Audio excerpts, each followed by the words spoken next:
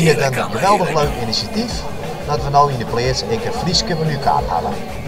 Het is voor mij wel moeilijk te lezen, maar het activeert me misschien ook wel om het nou eens te proberen. En wat vind ik nou eigenlijk het leukste? Ik vind deze recepties ook wel leuk. Dan krijg je nog een borreltje en een hapje en je praat er even mooi over. De lekkerste wat ik vind, dat is eigenlijk dan op tritjes vlees is dat wel. Maar dat nemen wij dus gewoon op zo'n ruwbaris, kan dat ook. Noemen wij dat gewoon draadjesvlees. En dat vind ik ook heel lekker. Wat ik ook leuk vind, dat ik de toetjes er al weer op steen. Dus de nagerechten.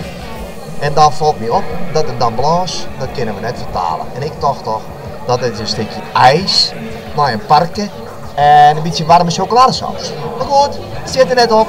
Misschien nog een keer een hint van deze man. Ik wens je alle jaar volle succes in de plaats bij de Friese menukaart. Dank u wel.